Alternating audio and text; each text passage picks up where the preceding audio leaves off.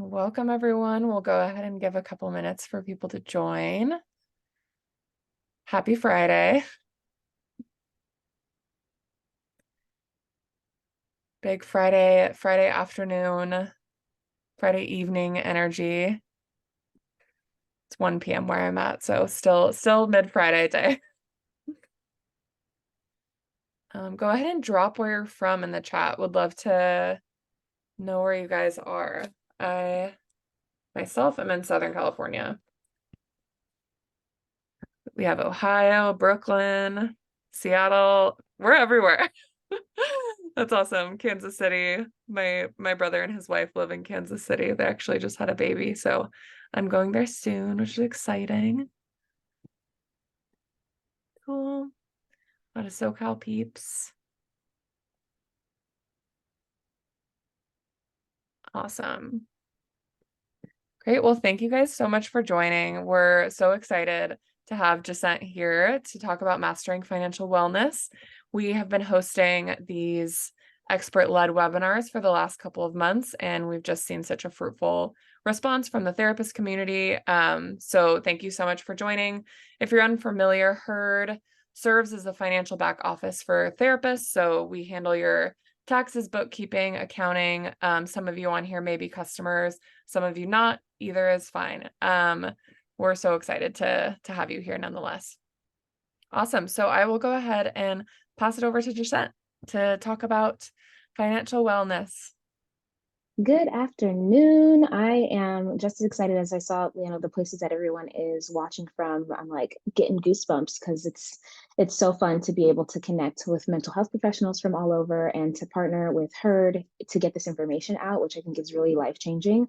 I saw Ohio, Brooklyn. My husband is from Brooklyn, so we visit there quite often. Georgia, Kansas City. I love that. I'm so excited. And so really the goal is in the next 60 minutes to equip you with the strategies and the information that's going to help you learn how to master financial wellness and empower you to conquer money shame and boost your confidence. So it's a tall order, but I am very confident that we are going to be able to make this happen. And you're going to want to stick around if you're able to the end because all of the gems that I'm going to share in this presentation go together. Brazil, that's amazing. I'm very excited. And I've got a surprise plus some goodies to share with you by the end. So make sure that you stay around as long as you possibly can to get all the information. And I promise you it will be worth it. So go ahead and grab a pen and paper, get ready to chat, because that's my favorite thing to do is make this conversational, make it fun and impactful. And let's get started. The chat's going to be our place to go back and forth. Yes, I'm presenting, but literally this is a conversation between me and all of us here today. So the chat's going to be where I want you to drop questions, where I want you to share revelations, requests, reflections, and things like that. And I would really, really, if I have one request, would just ask you to focus. Here's why. We all have distractions. My toddler is asleep right now, and I pray that he doesn't barge in, okay, at some point. And so distractions are abundant, but the information that we're going to share is truly life-changing. It definitely has changed my life and that of my students. So, right, he wants the gems. He wants the financial gems. So he'll probably pop in. I don't want you to miss a thing. So go ahead and make this a commitment to yourself to be present and focused. Close out Facebook. Don't check your email. Dare I say, turn your phone off. I'm making a big request here. Just give yourself this full time and attention to get the best out of this experience. And so who am I? You're probably like, okay, well, why is a therapist talking about money? Okay, because we clearly didn't learn about it in school. If any, unless someone else had a program that was better, and more thorough than mine. It wasn't something that we discussed in school. And I personally didn't grow up learning much about money, but I was able to pay off over $94,000 in student loans and credit cards in just 3 years before I turned 30. And on that journey is when I realized, there was a connection between mental health and money. It really was because both in my personal life, I saw it coming up as a major stressor, and that all of my students, all of my, clients, and a lot of my friends and family were mentioning this same thing contributing to their stress and to their overwhelm and to their discontentment with their lives. And so as a, retired licensed marriage and family therapist, because I actually closed my practice before having my son last year, and now the founder of Wamala Wellness LLC, really the goal is to create impactful personal development and financial education for people to be able to thrive. And so my journey has turned into one where kind of cool. I've been able to be featured in some different places like People, The Today Show, Good Morning America, the New York Times, Bloomberg, all from, my own journey and the work that I do with my clients now in my coaching. I'm originally from Uganda, but raised in Las Vegas. I ended up, getting divorced while I was in grad school to become a marriage and family therapist. Very ironic, gay oxymoronic. Talk about imposter syndrome. But after losing my father just months later is when I went into my mountain of debt of student loans and credit cards, and then was able to figure out, okay, what am I going to do to navigate and turn this around? So if y'all are ready, give me a yes in the chat. So we're just going to test your fingers right now. Give me a yes if you're ready to dive into yes, yes, yes, yes, yes. Listen, I got to be transparent. I can't talk from any other place other than personal experience and the research that I've been able to do and experience in my business. So I love it. I see you. Marcilla's here. There's somebody in my community. Phoenix, Jennifer, Monica. Thank you so much. Jenna, I see Jennifer. Jujara, hey. Okay, I'm seeing some of my students and some of my people up in here. So this is very exciting. So imagine what your life will be like after you know how to conquer this thing called money shame. And I really want you to like paint a picture for me right now in the comments. How do you feel when you think about being confident with money? What would that do for you, both professionally and personally? Would that make things better in your life? Would your relationships be improved? I see relief. I see free. How would it change your life to conquer money shame? Empowered, right? I oftentimes hear people use the word peace, right? Ease, flexibility, freedom keeps coming up. Yes, yes, yes, yes. World domination. Come on, Andrew. I'm here for that. Buy things on Amazon without guilt. All right. Unapologetic. Travel, confidence. Where would we be traveling? What would we be eating? How would we be showing up if we were confident instead of ashamed, embarrassed, overwhelmed, stressed out? Like, does it live in your body somewhere? You know what I mean? Like for me, some stress kind of comes and lives in my shoulders. So when I get massages, my masseuse is like, girl, like, well, you got a lot going on here. And he can tell because it lives in my shoulders. Where is it living in your body? And how would your body be different? How would your mind and your relationships, all of that, right? So much in my chest, stomach. Oh my goodness. Get over the mountain of procrastination, right? I imagine you'd be able to increase your impact. I assume there are really amazing things, causes that you care about that you would love to see grow and to contribute to financially or otherwise with your time, right? Expansion. Thank you so much for sharing, right? And so imagining this world, this life where shame is not the driver of your life, it's not leading the way in how you make decisions and how you show up and how you relate to people or don't relate to people, is a huge part of being able to anchor yourself in your vision. And I'll talk about it a little bit later, to be able to do what's necessary to get to where you want to be financially and otherwise. So I appreciate you sharing just real quick. And we're going to do a lot of these little anecdotal exercises and things like that. So I love that y'all are some good students. Okay, I'm a teacher at heart. I taught UNLV for over 5 years. So I love the class participation. What we do know from a recent survey, all right, is that 90% of Americans say money impacts their stress level. 90%. I think the other 10% either weren't questioned or they're lying. I think everyone, to some extent, stresses about money. So that means your clients are stressed about money. How many of your clients bring up stress in sessions? That means you are stressed about money. It's a great point for you to be able to have a parallel experience because you know what they're experiencing when it comes to that, but it also kind of creates this extra layer of distance and disconnection because I think there's a dynamic that makes us feel that we're supposed to some extent have things together. You know what I mean? We're supposed to look like we have it together. We're supposed to have it together. All the things we shoulda, coulda, woulda done up until this point that aren't done yet. We haven't bought the house. We still have student loans. Our credit cards are out of control. We're emotionally spending all these things that contribute, right, to us feeling like we're behind in life. and that we don't have it together, but we should, especially because of the profession that we're in somehow.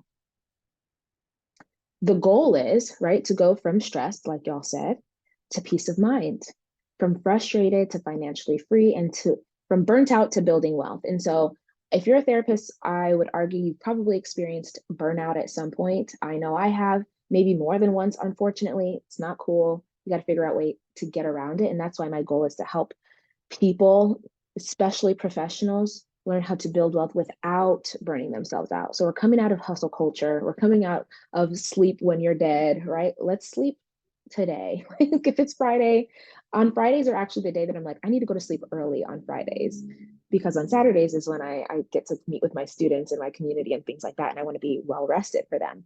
So as we dive into understanding money shame, right? In this section, we're going to talk about defining money shame, its impact on mental health professionals, in particular, what it looks like, and how to identify the common sources if we're going to unravel this thing and replace it with confidence. We want to replace the money shame with expansion, with freedom, with flexibility, with confidence, right? So when we're defining money shame, to have a common working definition for us to discuss, it's this painful feeling of embarrassment or distress caused by aspects of our financial lives. Now, you can let me know in the comments. Hopefully, you've got a pen and paper nearby to kind of jot down your reflections and things for later on to review. But how does money shame show up for you? You want to know what it looks like in your life, because that's going to help you understand how to dismantle and unravel it. All right, as we get closer to those things that you're going to want to do. And it's believing that in some way that we're flawed, that we're unworthy, undeserving, right, of certain things because of our financial situation. And so a lot gets tied up as far as self-worth with our finances. I remember I had talked to someone and they said they're transparently and vulnerably, they shared that like their self-worth to some extent was tied up in their credit score.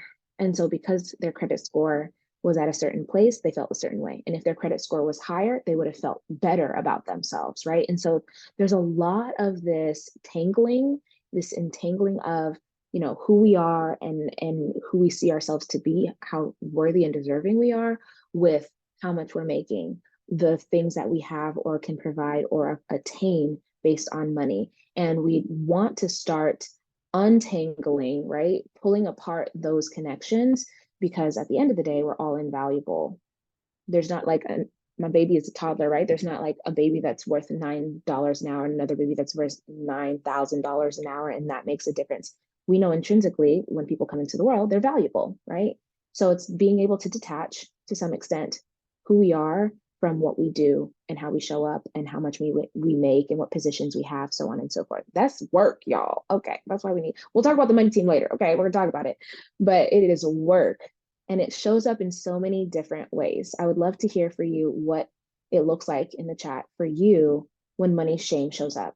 Because sometimes it looks like maybe overspending or failure to put money aside for savings or runway in your business, right? So a part of it might be like, ooh, I don't have, funds saved for if, let's say there's a slow season in my business, that my business is able to still run with ease, no stress, because I've put money away.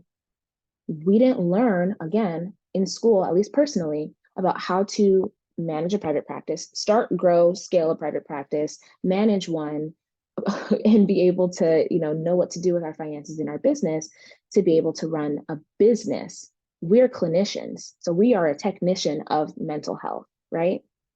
It also, I see all of the above. It also shows up as imposter syndrome, right? So thinking or feeling that we, for some reason, you know, aren't as good as we think we are, right? We don't charge accordingly for our products and services. We isolate, so we avoid the conversation of money, maybe with other professionals. We don't want to talk to our CPA or whatever. We dread tax time because we, aren't sure like what the heck we're doing. We avoid looking at bank accounts, things like that, right? We live in survival mode and we try to do it all alone because of the shame. It forces us to kind of shroud ourselves, keep ourselves from connecting, asking questions, finding out who we want to enlist on our money team and what that could look like, right?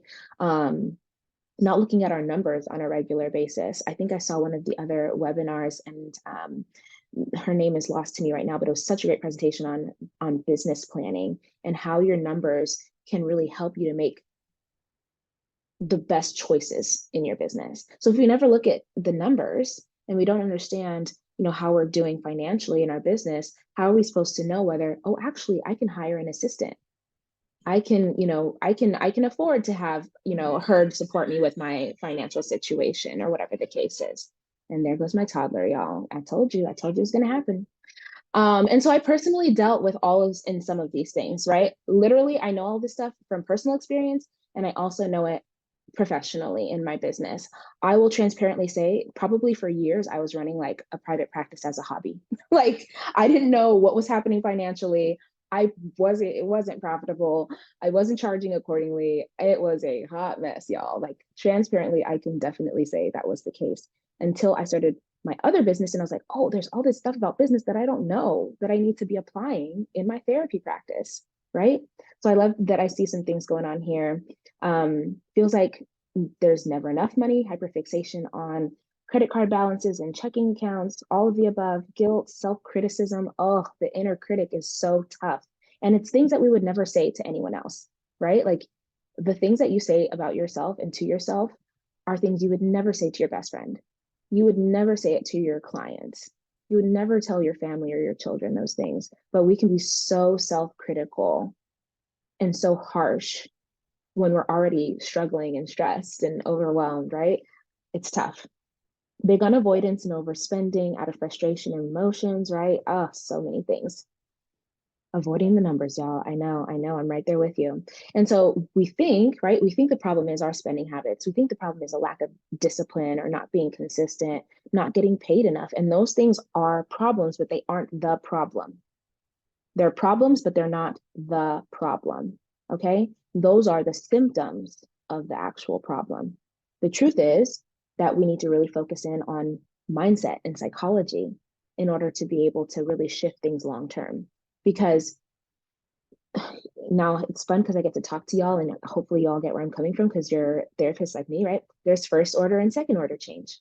First order change being like the band-aid work or the stuff that you can do that's going to affect the surface level. The second order change is going to be the domino that makes everything else, make all the other dominoes fall. And so mindset and psychology when it comes to money is the one thing. There's a book called The One Thing that's going to make everything else easier or unnecessary. So sometimes you may have made some progress in your journey when it comes to finances, and then you've fallen back. And you make a little progress, and then you feel like you've fallen back. And so that's because when we focus on tactics, budgeting, saving, all of the tactical stuff on top, yes, we can make a certain amount of progress, but if we don't pull things up by the root, then we're not going to be able to see the long-term change that's going to really make the biggest difference. Is this resonating so far? Give me a yes. I want to make sure that we're headed in the right direction. Okay. So when we discuss, thank you so much. Thanks, Precious. Hey, thanks for being here, Precious. Candace, Krista, wonderful. Nancy, Victoria. The link between, right, mental health and money is that thing that I found out when I was on my own journey. And that came up in almost every single one of my sessions with women from all over town was like, I'm unhappy at work. I want to be able to have an impact, but I don't know how. I want to start my business, but where's the money going to come from? I want to do X, Y, and Z, but I can't afford it, right? Um, Man, and it can be so tough because a lot hinges on our financial state. So whether we feel like we're able to live life, mostly decently, because a lot of us aren't necessarily like trying to have like a helicopter at our house, pick us up every day and like drop us off at work. Like we don't have like completely wild and outlandish goals, even if you did, because I definitely have outlandish goals, not helicopter style, but definitely like, fly first class every now and then type of stuff, right? That our money really affects the quality of life that we think we're able to have and access. So if you think that there's a link between mental health and money, give me an absolutely in the comments. And as I mentioned, for me, it was losing my marriage, getting divorced while I was in grad school to become a marriage and family therapist, which was so freaking, it sucked. And also losing my father months later. So there was just a lot of grief it was a season of grief for a few years. And in that grief, I was putting my head in the sand and not looking at what's going on with my money. I was spending to, to cope. My one of my coping mechanisms was emotional eating, and emotional eating came up with eating out. So instead of cooking, I knew I had groceries at home. I would eat out because it was faster, it was easier. I was stressed and tired from the day of having my graduate assistantship, having a quick break, going to class for grad school as a therapist, seeing clients until 8 o'clock at night, not getting home until 9. DoorDash, okay? Listen, guys. And I'm not here to say that those things have to stop. I'm not saying that. I'm saying what we want to do is learn how to understand the connection between how we operate with money and what's going on mentally and emotionally so we can bridge that gap and find options for coping, options and other avenues for being able to operate mindfully with money, right? So this is kind of like a quick thing that I had found when it came to the connection between mental health and money is that when you are, let's say, focused on things that happened in the past, shoulda, coulda, woulda, right? It gives you the opportunity to visit the past, but when we get stuck there, it leads to depression. When we're stuck and feeling depressed, there's this paralysis that occurs, right? You literally could become lethargic. That can then lead to, of course, you don't want to cook or go grocery shopping or meal prep or, what is it called? Do anything that feels like it's going to take more energy or effort than you already don't have.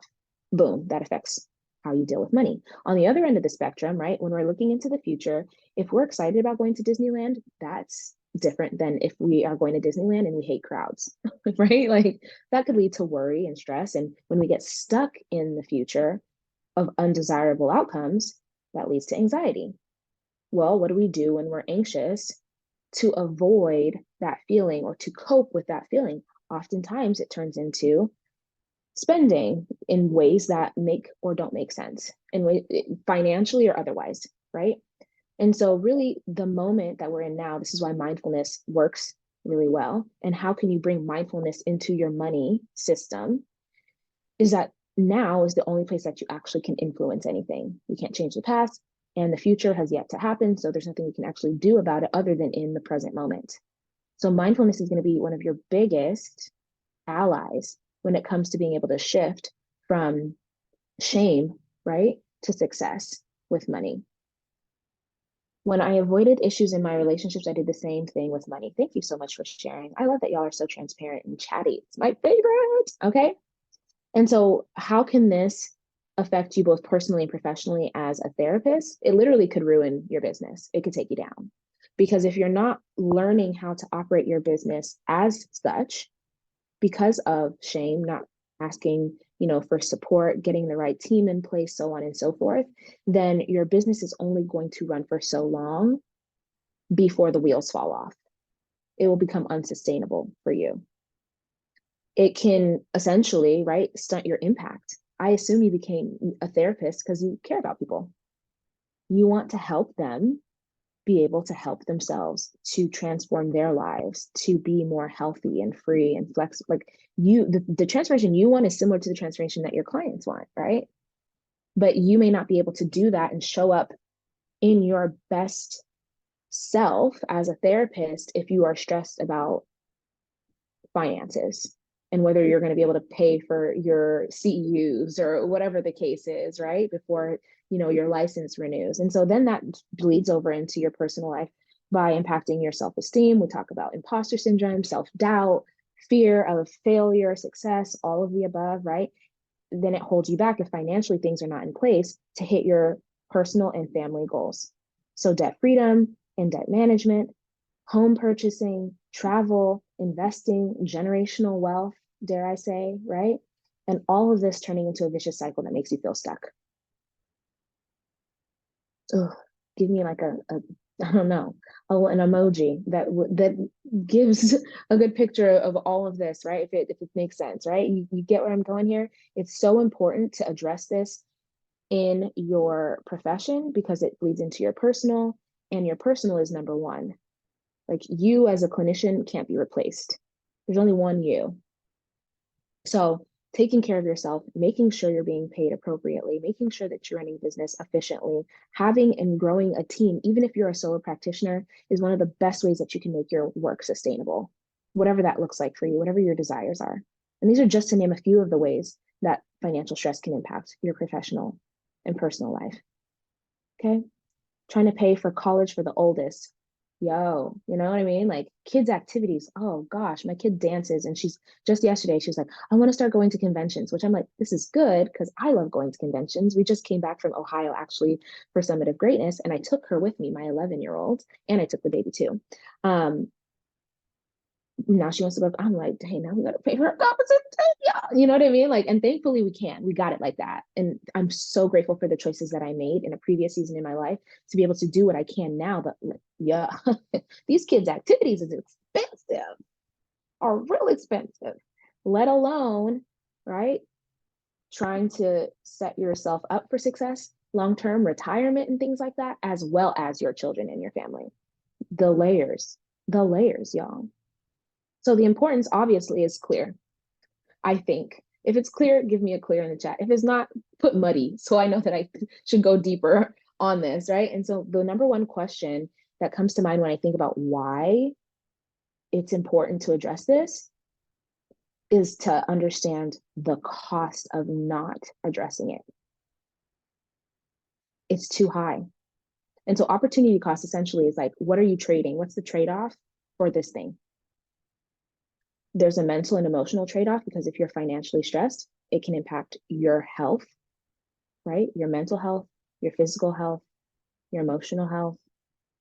So that means you're going to be spending money on therapy, which is cool because you're a therapist. So it makes sense. Everything circulates, right? But that's going to be a cost, right? Unhealthy coping skills, right? Whether that is overspending, emotional eating. Sometimes it turns into things like substance use or whatever the case is. There's a financial cost because if you're not taking care of yourself and your situation, it's going to come from somewhere, right? If you're unable to start investing or growing your wealth and things like that, there's a financial cost associated with that. How much do you need to live? What is it that you want to earn? You are paying every day the difference between what you want to earn and what you're earning right now because you haven't bridged that gap. There's an impact cost. So you burn out as a therapist and you have to slow down, stop seeing clients, dare I say, close your practice. There are clients, you have a legacy in your practice. There are clients who are not going to, or that it's going to take them longer to find the right therapist, or they're not going to be as helped because you aren't in the field, right? And so while I stopped seeing clients, my goal is to open up a group practice. When I do, I'm like, okay, listen, I'm not going to be the bookkeeper. Usually you're your first bookkeeper as, nope, let me go ahead and call her and get me some support from the get-go, because what I'm not going to do is something that I don't know. I'm going to hire out and let it be. But I'm not going to be a client, but I became a supervisor, right? I'm like, what can I do? I can do collaborations like this where I share information, right? My goal is to create the most helpful, impactful, free information for people to make progress in their money journey to build wealth without burning out. So my impact can continue to grow, even if I'm not seeing clients myself. But if you burn out before your time, there are people who will not be helped because you're not there. Okay. So legacy for your family, generations. Like if you don't have the legacy that you want to create, the assets you're able to pass down, your kids suffer, your kids suffer, so on and so forth. So that doesn't even speak to say how this compounds over time. So this is just immediate stuff. And then you think 10 years out, 20 years out, 50 years out, 100 years out, which sounds crazy, but honestly, it's a thing. Disney and his whole family have been impacted for the last 100 years because of like what he did. You know what I'm saying? You may not be Disney, but you have a legacy that you're supposed to create and leave behind. It's significant, it's worth it, it's well deserved, but it's tough. I think Brady says yes.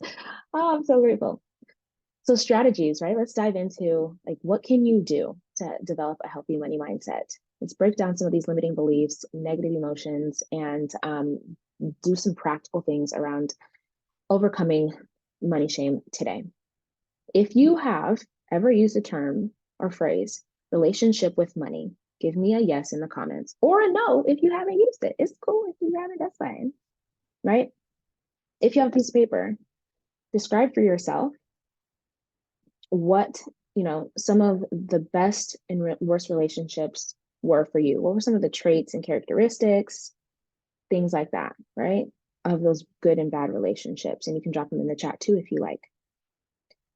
The reason I bring this up when we talk about a relationship with money is because if we want to have a healthy one, thankfully, we're pretty equipped as mental professionals to understand what comes along with a healthy or unhealthy relationship and then how to navigate through that. I say this because have you also ever used the term or phrase, control my finances? Yes or no in the comments. Now, we want to have a healthy relationship with money. A lot of people said yes, and maybe some people said no. Live your best life. Or maybe we haven't used the term relationship with money, which is fine. But we've also used the term and phrase control my finances or control my money. Question: have you ever been in a controlling relationship? Have you ever had a boss that hovered over you and like micromanaged you and you felt like really, it's like someone was watching you, like, this is a little weird. This guy's always, around the corner or whatever. I've personally, transparently been in a relationship where power and control was a dynamic. I stayed in a relationship for too long. It was not healthy. And I would never go back, right?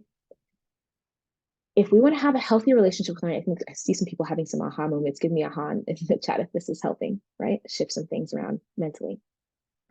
If we want to have a healthy relationship with money, then we have to think of it that way.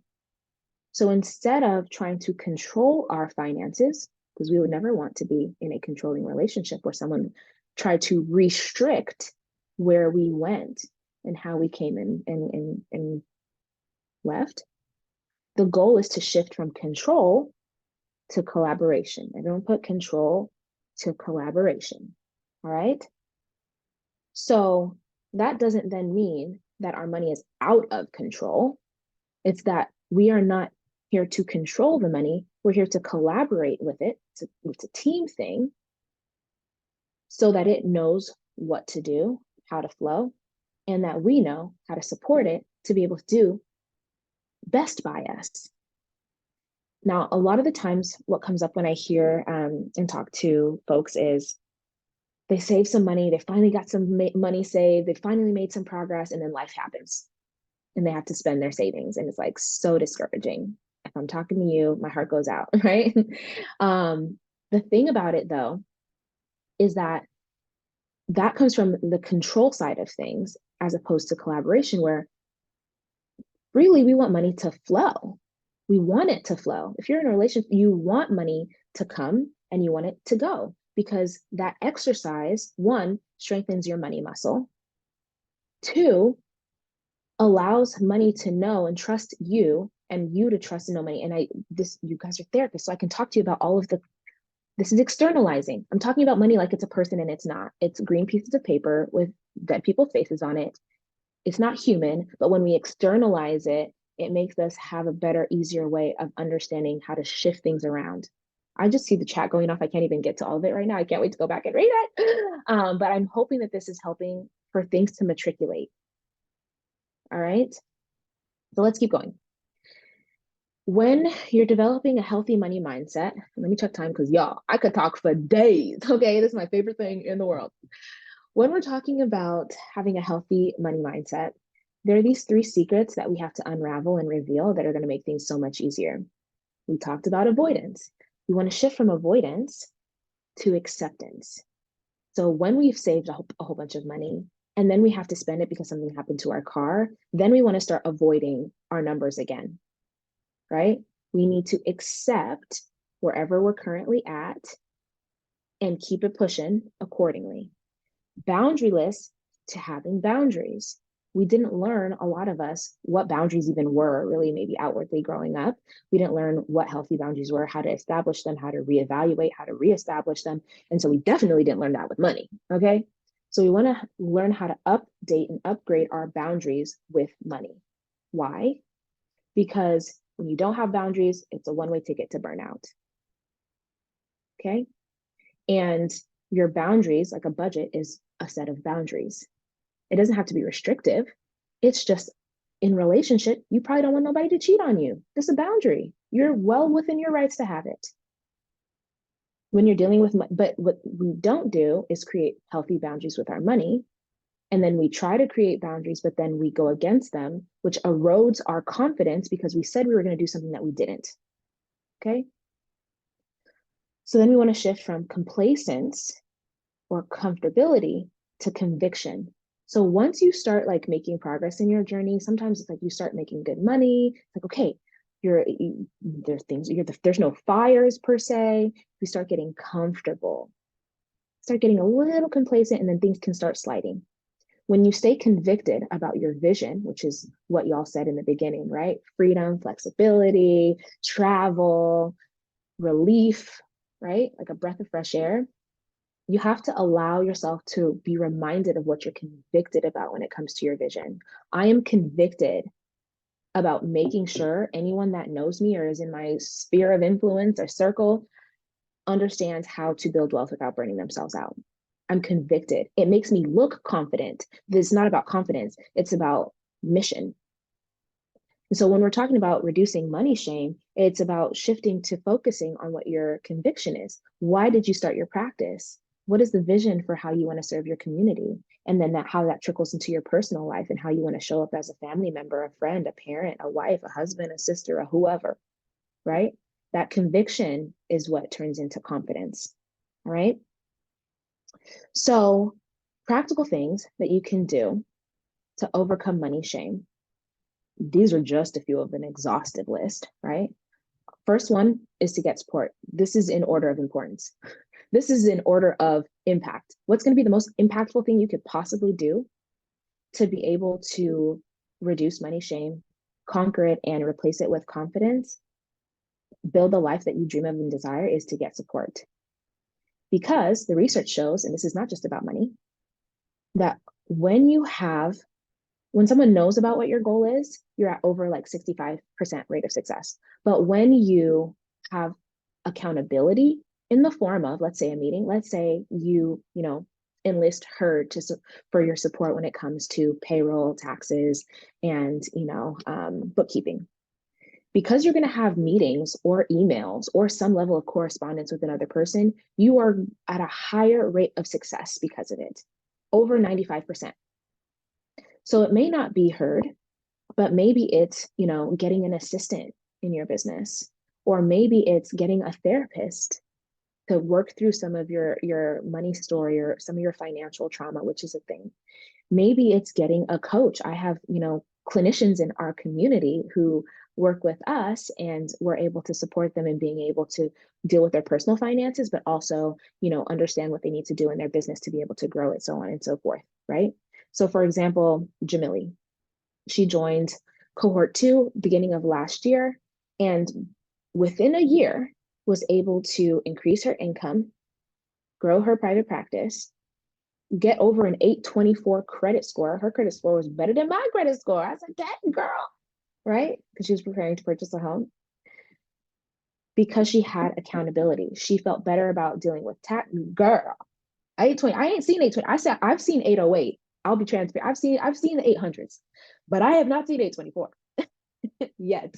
So there's that. So getting support is so important and so imperative. All right. You want to educate yourself. We fear what we don't know. Okay. So that's why you have a money team that is one of like teachers, as opposed to people that are like speaking down to you, right? So when it comes to having the right money team, you want to make sure you have someone in your financial corner and then your legal corner. Herd would fall into the financial side of things, right? Bookkeeping, taxes, payroll, they can be your money person on your team. And then you want to have a lawyer so that they can support you on the legal side of things, right? That's like the basics when it comes. I am on my students' money team. The nice thing about how, and I'm not a financial professional, right? Okay, I'm a coach.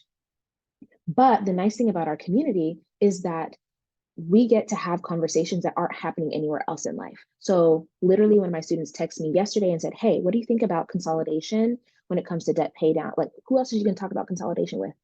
What other group of people, our community is filled with women, right? What other group of women can she go and talk openly about struggling with money, winning with money, leveling up with money, so on and so forth. So it's having, hey, Jelena, y'all, I'm so excited. I love seeing y'all here. Um, when it comes to your personal and professional finances, right? Do you have therapists you can talk to about money? I don't know. Sometimes we feel weird about it, right? You just need to find out where that's going to be for you. One of the exercises I have my students do is write a letter to themselves a year from now. I actually have them write 2 letters.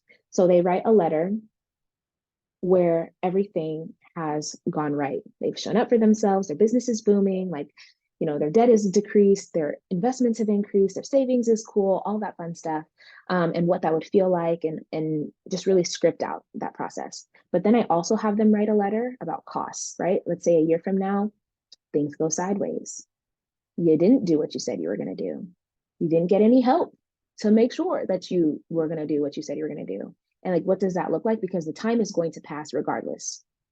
So, which reality do you want to find yourself in a year from now, 3 years from now, 5, 10, 20 years from now?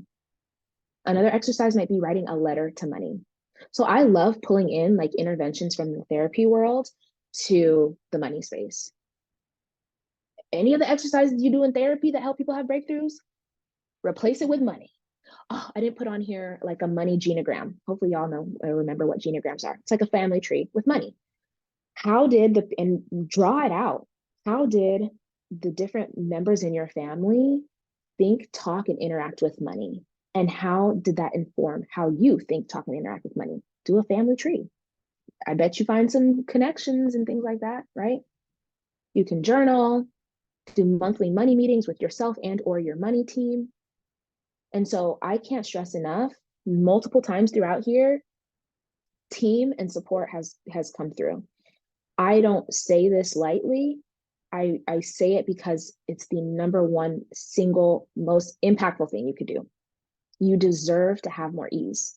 You deserve to have, freedom and flexibility. And it's actually like Jamili, within your reach with some subtle tweaks and changes. In a year, she was able to get phenomenal results. I'm not saying you join our community because we may not be the people for you, and that's cool. But you need to find out who and where your people are. And you have to start on the process so that you can figure out how to course correct. So you book a consultation with her if you're a therapist in private practice to learn. If nothing else, you will learn. Go to the blog. I'm not even in private practice anymore. I still read the emails. I'm like, oh, this is good, right? So that you can learn. Okay. You said I should write a letter to my student loans. Boop, do it, do it, do it. So when it comes to boosting confidence with finances, right? Let me ask you this. Now that we've talked about how to shift into having a healthier relationship with money, one that's more collaborative than controlling, does that make you feel like you have more of a clear idea of which direction you need to go when it comes to your finances as a professional? Yes or no? Because confidence, by definition, is the feeling or belief that one can rely on someone or something. It's firm trust. Or it's this state of feeling certain about the truth of something. The word trust, truth is in both of those definitions. Last, a feeling of self-assurance arising from one's appreciation of one's own abilities or qualities. So the reason you don't have confidence is either because you don't trust yourself. I couldn't trust myself because I wasn't making decisions that were in alignment with what I said I wanted. How do I become more confident? I either shift what I think to how I act, shift how I act to what I think. You don't trust yourself because you don't appreciate your own abilities or qualities. You don't appreciate yourself. So, what would it look like for you to appreciate yourself more? Give yourself a pat on the back for being here today. I'm gonna pat myself on the back for being here today. I'm sweating, y'all. I usually wear black, so you can't see me like dying. I get so nervous every single time I present. My 11-year-old's like, "Good luck on your talk," and she's like, "You get nervous every time." I know. I get nervous every single time. It's because I care so deeply about this topic. But I appreciate myself for showing up, knowing that I'm imperfect. My kid screaming in the back, at least it was only at like 2 seconds. I was like, please. That's why I prepped y'all for it, because I thought it might come, right? So I feel more confident being here with y'all because I appreciate that at least I'm giving it a shot. Like, I haven't passed out. We're good to go. Appreciate your own qualities and traits that you haven't, stopped trying to figure out how to do better with money in your journey up into this point. You're taking this time to be able to learn more. You're sharing in the comments. Like my students, I encourage them to celebrate every single win. If you charge someone for their fee this week that felt uncomfortable, give yourself the pat on the back. If you talk to someone about, having a no-show fee, give yourself a pat on the back. All these little things are going to be what boost your confidence in the short and long term when it comes to money. So you want to make sure that you're setting financial goals, creating a plan, and having support can help with this, and finding a way to set time aside to educate yourself and become more financially literate, but even more so become financially well. Because financial literacy is about budgeting and saving, investing, and debt management and things like that. Those things are very important. Financial wellness is overall, right? How are you able to make sure that you're mentally and emotionally, physically, spiritually aligned and in a good place? Building a supportive network. If y'all are in the chat here, I don't know if this is something that y'all do. Like if you want to connect with other therapists that obviously are money conscious, drop your Instagram handle in the thing. And that way you can follow each other. Say, hey, I was on the thing earlier today. Connect with people that are trying to be on the same path as you, right? So that way you can start building that network, that tribe, that team for financial growth.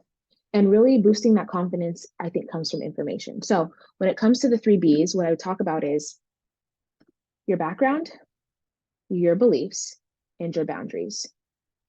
Your background, your beliefs, and your boundaries. Because your background, how you grew up, what you didn't learn about money, informs and creates your beliefs. And your beliefs dictate your boundaries or the lack thereof, right? So revisiting your family of origin, like I said, creating that family money tree is going to help you to see the connections and then be able to say, okay, this is where I need to work. This is the area I need to give a little bit more love to, so on and so forth. All right, y'all. So if you couldn't fail, what would your financial goals be? Question to ask yourself when it comes to planning. The power of literacy has already started today because you're here. Give yourself a pat on the back, okay? Hashtag winning. Put a hashtag winning in the chat. This is huge for you to set this time aside to be present and focused, and it's helping you to grow, right? So what will this continue to look like after today? All right, I'm going to have something that I want to share with you that I think will be helpful in that case. That's what the resources and things like that will be helpful for. Building your network. Who do you need in your corner? Yes, most of us are our first bookkeepers, and whatever in our practices, it has to stop at some point. Unless it's a 10, unless you absolutely love bookkeeping in your business, you need to delegate it. You must hire out.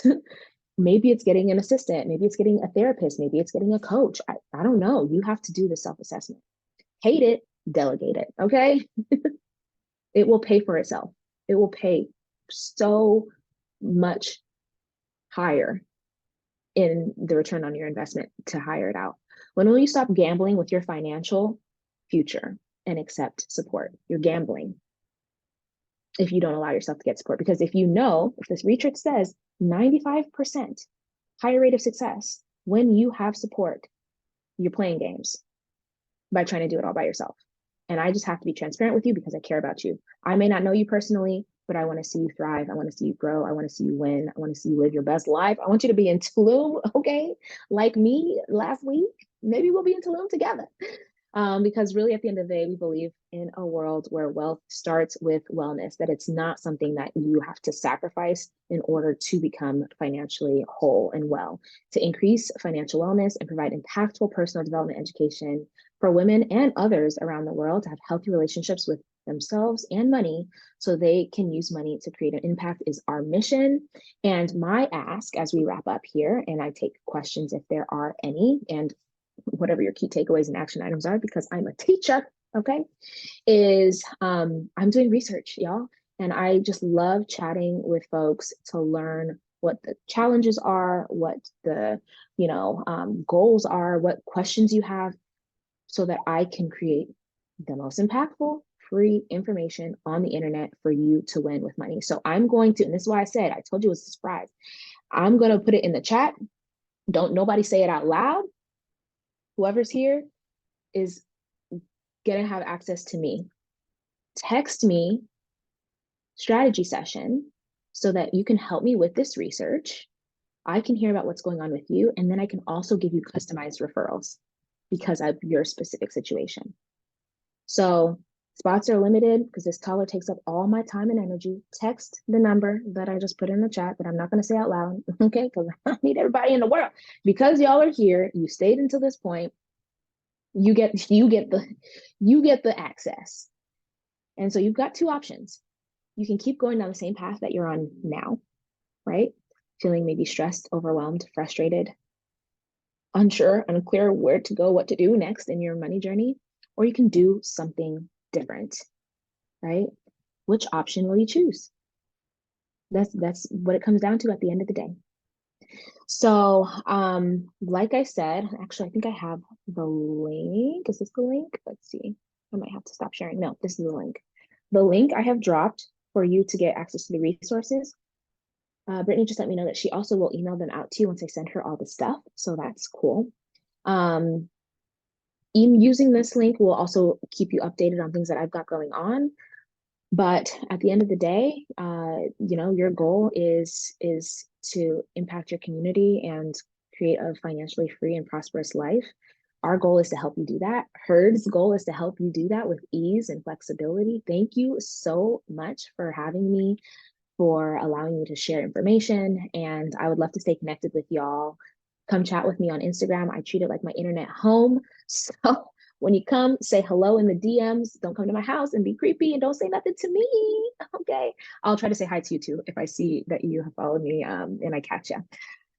Hopefully this has been helpful. For anyone who's here at this point, please drop in the chat your key takeaways, all right, and action items from everything that we've discussed today. I would love to see that. And I don't know if anyone has questions, but now with the last couple of minutes that we have would be the time. Hey, I see some people texting me strategy session. I can't wait to chat. I will be hopping into those messages later on today and this weekend.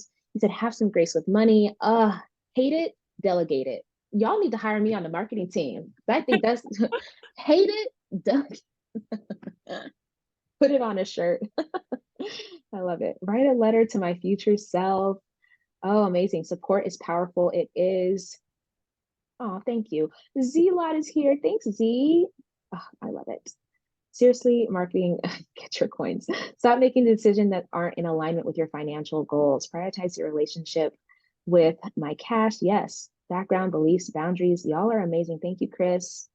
Thank you, Z. Thank you, Shakira, Haley, Alicia, Jenna, Michael, you're the best. Candace, Brittany, I love y'all. Is it Lila? I hope. Thank y'all for dropping that stuff in there. So, Brittany, I don't know if you have questions or if anyone has questions that they're thinking about or chewing on to put in the comments, then yeah, let me know now. This was amazing. I mean, I think I speak for everyone when I say that was just super insightful. So I just really want to thank you for your time and for coming and chatting with us. And yeah, definitely stay connected with Jacent on everything, Instagram, YouTube, podcast, and I will be sending out a recording as well as any resources that Jacent wants to send out. And yeah, excited to continue to have this conversation. Wonderful. I think I do see something in the chat. How do you keep inspired with money? So, inspiration, mm, I love having a common working definition, right? Like, inspiration really is fuel. So, if there's fuel that you need to keep the fire burning, that's where things like the support can be helpful because honestly, every single day, I don't feel like getting out of bed. Pretty much. Even when I was on vacation, I'm like, oh, when you're on vacation, no, I wanted to stay in bed. Like every single day, I want to stay in bed because my bed is comfortable. It feels good. But the inspiration comes from having my community, knowing that I get to work with, look, I love being in bed. You get me, Jenna. Me and you go together. That I know that I have students that I get to support. I get to show up for them. I get to do this webinar with y'all today and connect with folks from all over the world.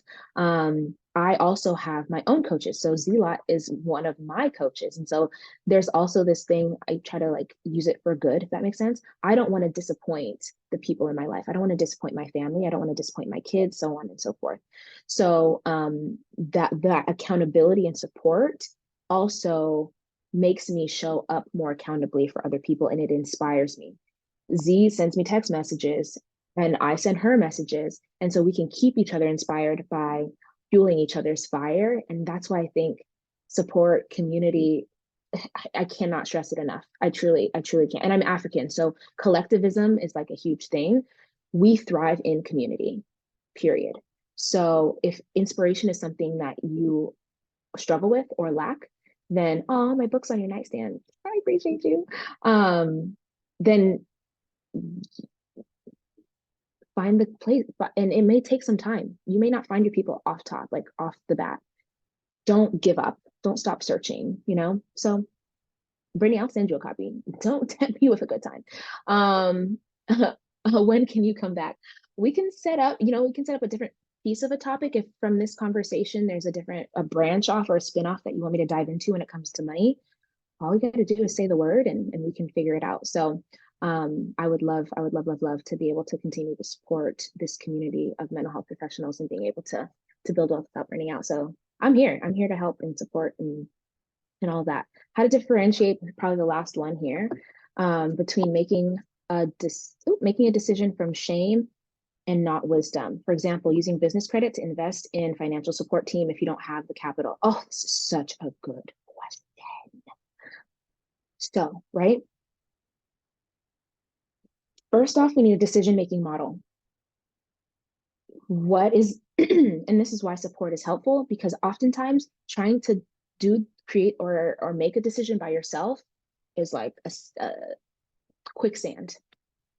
All right. So when you have, let's say, financial support, then you can look at your numbers and be able to say, okay, well, this is what things are looking like, and be able to make certain projections from that. I used to be of the school of thought of like, all debt is bad. No one should use it ever.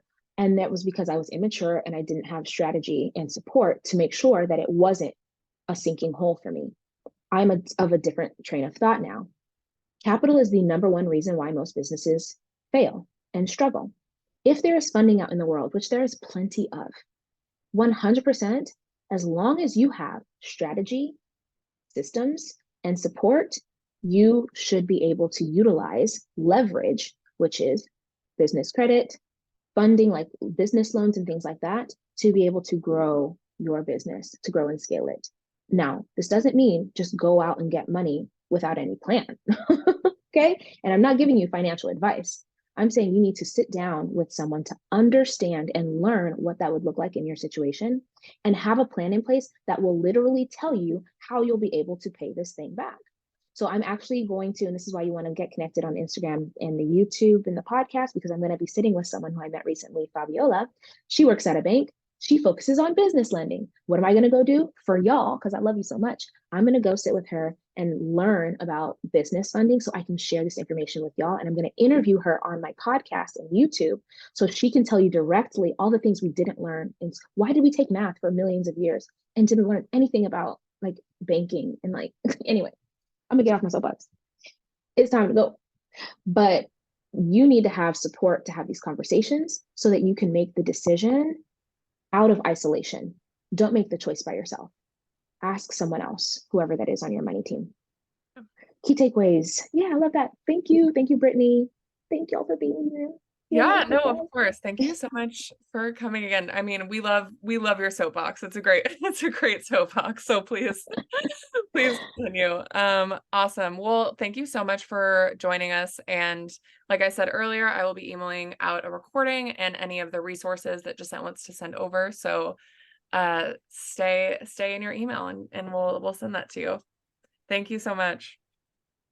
Talk soon. Have a great weekend. Bye.